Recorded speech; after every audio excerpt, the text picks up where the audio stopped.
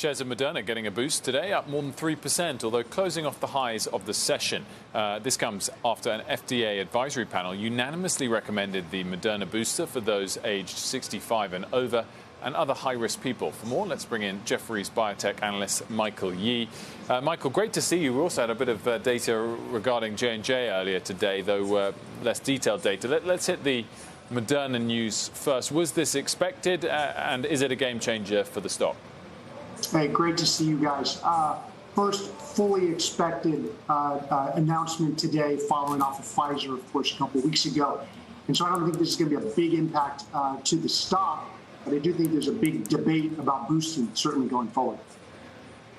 So talk us through that debate. What is it in your mind? Yeah, well, I think the stock really reflects a huge sentiment around whether boosting is going to take off over the next 6 to 12 months and in 2022, or are we going to consistently have declining COVID cases, in which case the demand for boosting is not going to really be there. If you look at the stock rocketed to 480, almost $500, particularly during the peak of the Delta wave. And that's when everyone thought we're going to have boosting left, right, center every day. So since that has come down, as well as additional news from the Merck pills, there's a big debate as to whether there's going to be much boosting over the next year. And I understand that. People are watching cases go down, and the sentiment around Moderna is going to go down with that. But isn't the play on Moderna, Michael, much bigger than that? Isn't it on cancer and flu and all sorts of other vaccines and potential treatments, and they have such a head start in the mRNA field? They do. Of course, when it rains, it pours, and the sentiment around this stock goes in huge waves. And certainly when we're thinking about how powerful this vaccine was, and certainly when the Delta variant was coming around, and people were very excited about not only the Moderna coming to the rescue, but what else could occur to support that big valuation.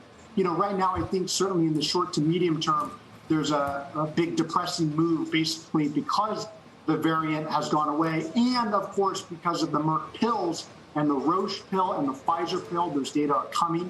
Please be aware of that.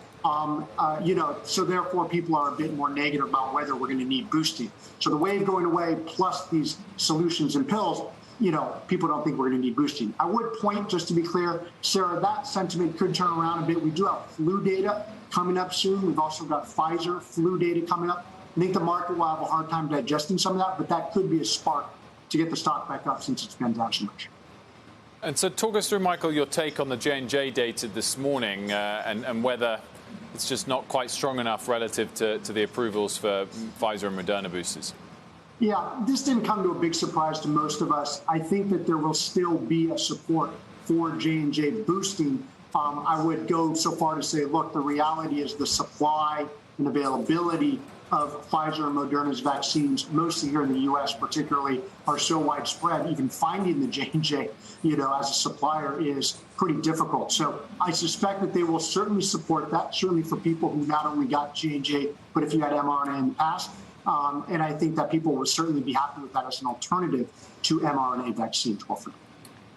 It strikes me you're talking a lot about the U.S. market here, Michael. I did a panel at the IMF today, and there was someone from Africa on there, and they have populations there where 2% are vaccinated.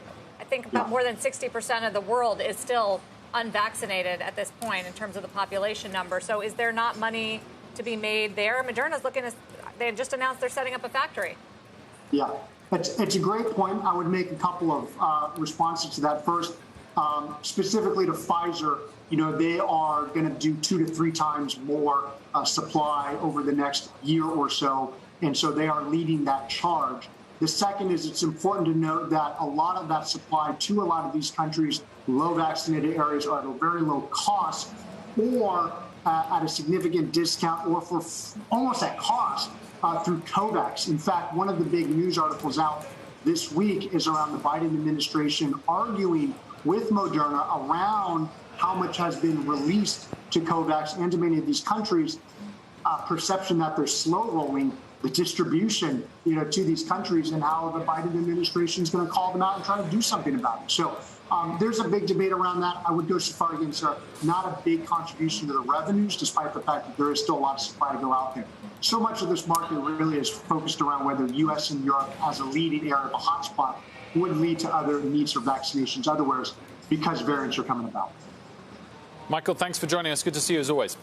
Great to see you guys.